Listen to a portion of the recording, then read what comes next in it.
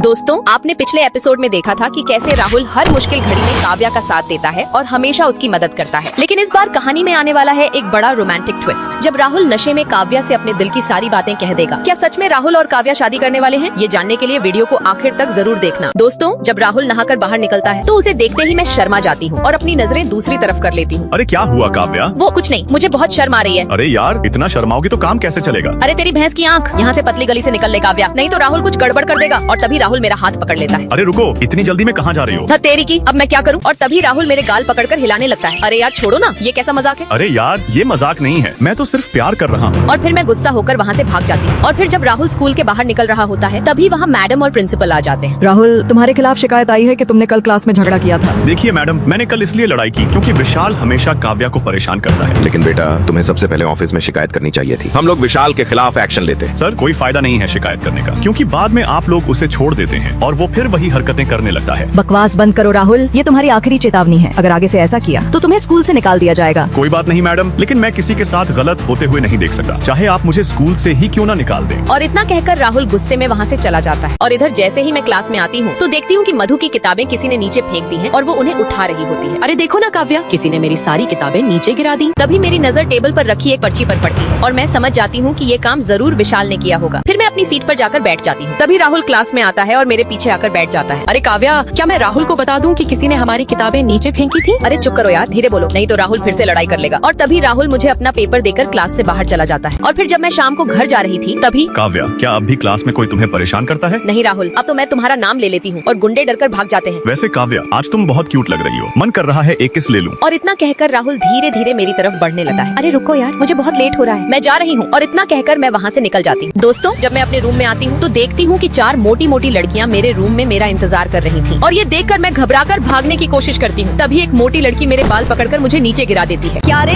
तेरा ही नाम काव्या है ना? और तभी मैं जल्दी से अपना फोन निकालकर राहुल को कॉल करने की कोशिश करती हूँ। तभी एक मोटी लड़की मेरे हाथ से फोन छीनकर नीचे पटक देती है। अरे डरो मत, हम लोगों को तुम्हारी प्यारी रिया ने तुम्हें मारने के लिए भेजा है। और इतना कहते ही सभी लड़कियाँ जोर जोर से हंसने लगी हैं। अरे देख क्या रही हो तुम लोग, ये आज बचकर नहीं जानी चाहिए, इसे बुरी तरह मारो। और फिर सभी लड़कियाँ मुझे बेरहमी से मारने लगती हैं। मैं कितना भी रो रही थी लेकिन किसी को मुझ पर जरा भी दया नहीं आई और मार मार कर उन्होंने मेरी हालत खराब कर दी। और फिर भी वो लोग मेरे ऊपर हंस रही थी। अरे सुना है, इसका आशिक इसे बचाने कहीं भी पहुंच जाता है, लेकिन आज तो कहीं दिखाई ही नहीं दे रहा। और ये लोग बातों में उलझी हुई थी। तभी मैं अचानक उठकर रूम से बाहर भागती हूँ। तभी मेरी टक्कर मधु से हो जाती है। अरे काव्या, ये तुम्हारी हालत कैसे हुई? मधु प्लीज मुझे बचा लो, नहीं तो ये लोग मुझे मार डालेंगी। और तभी वो लड़कियाँ भी बाहर आ जाती हैं और मैं डर के मारे भागने लगती हूँ। सिक्योरिटी प्लीज हेल्प, जल्दी आइए, यहाँ कुछ खतरनाक लड़कियाँ आ गई हैं। तभी वहाँ सिक्योरिटी आ जाती है और उन्हें देखकर वो सारी लड़कियाँ वहाँ से भाग जाती हैं। और फिर मधु तुरंत राहुल को फोन करके बोलती है, राहुल तुम कहाँ हो, जल्दी आओ, काव्या को कुछ लड़कियों ने बहुत बुरी तरह घायल कर दिया है। और इधर मैं बैठकर रो रही होती हूँ। तभी राहुल वहाँ आकर मुझे गले से लगा लेता है। चुप हो जाओ काव्या, मैं तुम्हें कुछ नहीं होने दूंगा। और फिर राहुल मुझे तुरंत हॉस्पिटल में भर्ती करा देता है। डॉक्टर साहब, काव्या कब तक ठीक हो जाएगी? बेटा, अच्छा हुआ तुम काव्या को सही समय पर हॉस्पिटल ले आए, नहीं तो मामला बहुत गंभीर हो सकता था। डॉक्टर साहब, प्लीज कुछ भी करके काव्या को जल्दी ठीक कर दीजिए। हाँ बेटा, हम पूरी कोशिश कर रहे हैं। और इतना कहकर डॉक्टर वहाँ से चले जाते हैं। और फिर राहुल मेरे मासूम चेहरे को देखते हुए मेरे माथे पर एक प्यारी सी पपी देता है और मेरे बारे में सोचने लगा है। तभी उसके मोबाइल पर एक कॉल आता है। हेलो। अरे क्या राहुल, बहुत हीरो बन रहा था ना, अब काव्या की हालत देखकर कैसा लग रहा है? अबे साले, हिम्मत है तो सामने आ। अरे नहीं नहीं, ऐसी गलती मत करना राहुल, क्या पता काव्या तुम्हें हमेशा के लिए छोड़कर चली जाए। और इतना कहकर गुंडा कॉल काट देता है। तभी मुझे होश आ जाता है और मैं तुरंत उठकर राहुल को गले लगा लेती हूँ और रोने लगती हूँ। तुम चिंता मत करो काव्या, मैं तुम्हें कुछ नहीं होने दूंगा। और मैं रोते हुए राहुल से बोलती हूँ, राहुल तुम मुझे कभी छोड़कर मत जाना, अब मैं तुम्हारे बिना नहीं जी सकती। दोस्तों, अगर आपको भी लगता है कि राहुल जैसा सच्चा प्यार हर किसी की जिंदगी में होना चाहिए तो कमेंट में रेड हार्ट भेजकर जरूर बताओ। दोस्तों, जब मैं और राहुल हॉस्पिटल से बाहर आ रहे थे तभी कार्तिक अपनी कार लेकर हमारे सामने आ जाता है। अरे सॉरी राहुल भाई, आने में थोड़ा लेट हो गया। अरे यार तुम भी ना। अरे सॉरी भाई, गलती हो गई। अरे राहुल, ये क्या बात हुई? छोटी छोटी बात पर गुस्सा क्यों हो रहे हो? चलो अब कार में बैठो। और फिर मैं राहुल को जबरदस्ती कार में बैठा देती हूँ। और फिर कार्तिक राहुल को अपने घर ले जाकर उसे शराब पिलाने लगता है। अरे क्या भाई, दिन भर फोन में ही लगा रहता है, कभी दोस्तों के साथ भी एंजॉय कर लिया कर। लेकिन राहुल का ध्यान फिर भी फोन पर ही रहता है और वो कार्तिक को इग्नोर करता रहता है। अरे भाई, कम से कम ये तो बता दे कि काव्या जैसी लड़की मुझे कैसे मिलेगी यार। तभी राहुल एक घूंट पीकर बोलता है, भाई मुझे तो लगता है तुम्हें कोई छापरी लड़की ही मिलेगी। और ये सुनकर कार्तिक हंसते हुए बोलता है, अरे वाह, ये तो मेरे साथ गद्दारी है, अपने लिए स्मार्ट लड़की और मेरे लिए छापरी। तभी मेरे मोबाइल पर राहुल का फोन आता है। हेलो। अरे काव्या, तुम्हारा मजनू ज्यादा पी गया है और इधर लड़खड़ा रहा है। अरे यार रुको, मैं अभी आती हूँ। और फिर मैं राहुल के पास पहुँचकर उसका हाथ अपने कंधे पर रखती हूँ और धीरे धीरे उसे घर लेकर जाने लगती हूँ। Bye Kavya, good night. Bye bye. Rahul, मैंने तुम्हें मना किया था ना कि शराब मत पीना, लेकिन तुम मेरी बात मानते ही नहीं हो। और राहुल नशे में मुस्कुराते हुए बोलता है, अरे सॉरी काव्या, अब ऐसा नहीं करूंगा। लेकिन आज तुम बहुत क्यूट लग रही हो। और इतना कहकर राहुल मुझे किस कर देता है और मैं एक पल के लिए उसके प्यार में खो जाती हूँ। और फिर हम दोनों घर पहुँच जाते हैं। तभी राहुल मेरे लिए बड़े प्यार से एक माला लेकर आता है। काव्या, मैं बहुत दिनों से सोच रहा था कि क्यों ना हम दोनों एक दूसरे से शादी कर लें। और फिर राहुल वो माला बड़े प्यार से मुझे पहना देता है और मुझे अपनी बाहों में भर लेता है। दोस्तों, अगर आपको राहुल और काव्या की जोड़ी सबसे प्यारी लगती है तो कमेंट में क्यूट कपल जरूर लिखो। दोस्तों, आज मैं राहुल के साथ एक बड़े से रेस्टोरेंट में कॉफी पीने आई हूँ और सच बताऊं तो आज मैं बहुत ज्यादा खुश थी क्योंकि इतने दिनों बाद मुझे राहुल के साथ थोड़ा टाइम बिताने का मौका मिला था। और मैं चेयर पर बैठकर आराम से कॉफी पी रही होती हूँ, तभी राहुल धीरे से मेरा कप उठाकर उसी में से कॉफी पीने लगा है और मैं बस उसे देखती ही रह जाती हूँ। अरे क्या हुआ काव्या, ऐसे क्या देख रही हो मुझे? कुछ नहीं राहुल, मैं तो बस ये सोच रही हूँ कि तुम कितने अच्छे हो। I love you Rahul. क्या सच में? और इतना सुनते ही राहुल खुशी से झूम उठता है और मुझे अपनी गोद में उठाकर गोल गोल घुमाने लगा है। देखना काव्या, मैं तुम्हें हमेशा खुश रखूंगा। मैं तुम्हारी जिंदगी बदल दूंगा। I love you so much. और ये सुनकर मैं बहुत इमोशनल हो जाती हूँ और राहुल को अपने सीने से लगा लेती हूँ। उस पल मुझे ऐसा लग रहा था जैसे मेरी सारी परेशानियाँ खत्म हो गई।